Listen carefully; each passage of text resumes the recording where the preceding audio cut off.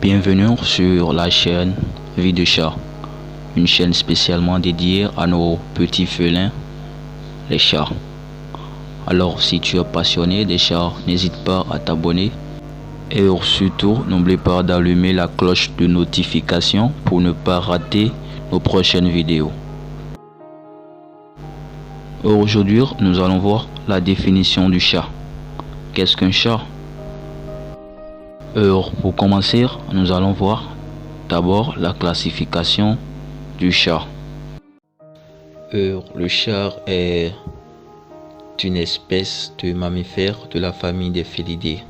Selon la classification, il est du règne animal d'embranchement des chordés, de sous-embranchement des vertébrés, de la classe des mammifères, d'infraclasse placentaire, d'ordre carnivore, de sous-ordre féliforme, de la famille des félidés, sous-famille des félinés, du tribu des félini, du genre félin et d'espèces sauvages. Maintenant, pour passer à une définition correcte, le chat domestique est la sous-espèce issue de la domestication du chat sauvage, mammifère carnivore de la famille des félidés. Il est l'un des principaux animaux de compagnie et compte aujourd'hui une cinquantaine de races différentes reconnues par les instances de certification. Dans de très nombreux pays, le chat entre dans le cadre de la législation sur les carnivores domestiques, à l'instar du chien et du furet.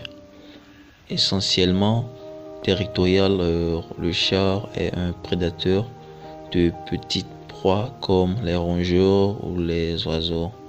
Les chats ont diverses vocalisations dont les ronronnements, les miaulements, les feulements ou les grognements, bien qu'ils communiquent principalement par des positions faciales et corporelles et des phéromones.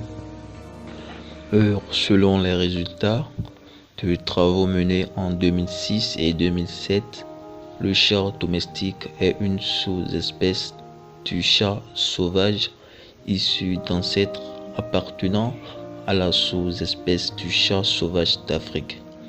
Les premières domestications auraient eu lieu il y a 8000 à 10 000 ans au néolithique dans le croissant fertile, époque correspondant au début de la culture de céréales et de l'engrègement de réserves susceptibles d'être attaquées par des rongeurs, le chat devenant alors pour l'homme un auxiliaire utile se prêtant à la domestication. Tout d'abord, vénéré par les Égyptiens, il fut diabolisé en Europe au Moyen Âge et ne trouva ses lettres de noblesse qu'au XVIIIe siècle. En Asie, le chat reste synonyme de chance, de richesse ou de longévité. Ce félin a laissé son empreinte dans la culture populaire et artistique, tant au travers d'expressions populaires que de représentations diverses au sein de la littérature, de la peinture ou encore de la musique. Et c'est la fin. N'hésitez pas à mettre en commentaire d'autres choses que vous aimeriez savoir sur les chats ou des questionnaires, car cela pourrait nous donner des idées de vidéos. Merci. Si notre contenu vous a plu, n'hésitez pas à vous abonner et surtout n'oubliez pas d'activer la cloche de notification pour ne pas rater nos prochaines vidéos.